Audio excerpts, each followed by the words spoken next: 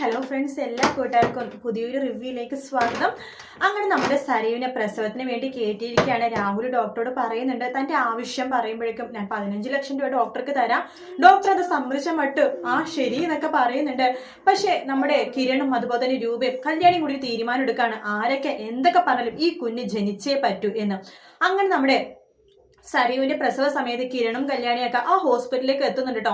ആ സമയത്ത് കല്യാണിക്ക് ചെറിയൊരു ഡൗട്ട് തോന്നുവാണ്, ഈ രാഹുൽ എന്തെങ്കിലും ചെയ്തിട്ടുണ്ടോ? കാരണം രാഹുലിന് വല്ലാത്തൊരു സന്തോഷവും കാര്യങ്ങളും ഉണ്ട്.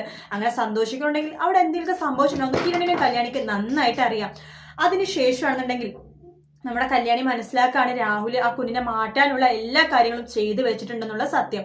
അത് മനസ്സിലാക്കുന്ന കല്യാണി അത് തടയാൻ വേണ്ടി നോക്കുവാണ്. അത് മിക്കവാറും കല്യാണി തന്നെയായിരിക്കും തടയുന്നുണ്ടാവുക. കാരണം വേറൊന്നുമല്ല, എങ്കിൽ മാത്രമല്ലേ കല്യാണി സരയും തമ്മിൽ കുറച്ചൊക്കെ ഒരു സ്നേഹം ഉണ്ടാവത്തുള്ളൂ. എപ്പോഴും ഈ ശത്രുക്കളായിട്ട് നിൽക്കാൻ പറ്റില്ലല്ലോ. അവർക്ക് എന്തായാലും പഴയതുപോലെ തന്നെ എപ്പോഴും ശത്രുക്കളായിട്ട് നിൽക്കേണ്ട കാര്യമൊന്നുമില്ല. കുറച്ചൊക്കെ അവർ വിട്ടുവീഴ്ച ചെയ്യുകയാണെങ്കിൽ ഒരുമിച്ച് തന്നെ കൂടുക തന്നെ ചെയ്യും, അത് ഉറപ്പാണ്.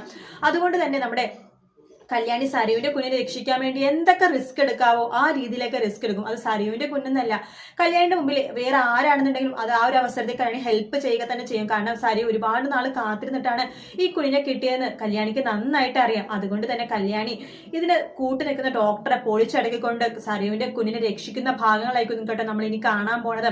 എന്തായാലും കിരണും കല്യാണി തന്നെ വരേണ്ടി വരും ഈ ഒരു രാഹുലിന്റെ ഈ ഒരു പ്ലാനൊക്കെ പൊളിച്ചെടുക്കാൻ വേണ്ടി. എന്തായാലും നമുക്ക് കാത്തിരുന്ന് കാണാം. വീഡിയോ ഇഷ്ടപ്പെട്ടെങ്കിൽ ലൈക്ക് ചെയ്യുക, സബ്സ്ക്രൈബ് ചെയ്യുക, കമന്റ് ചെയ്യുക. മറ്റൊരു വീഡിയോ വീണ്ടും കാണാം. Take care, bye bye.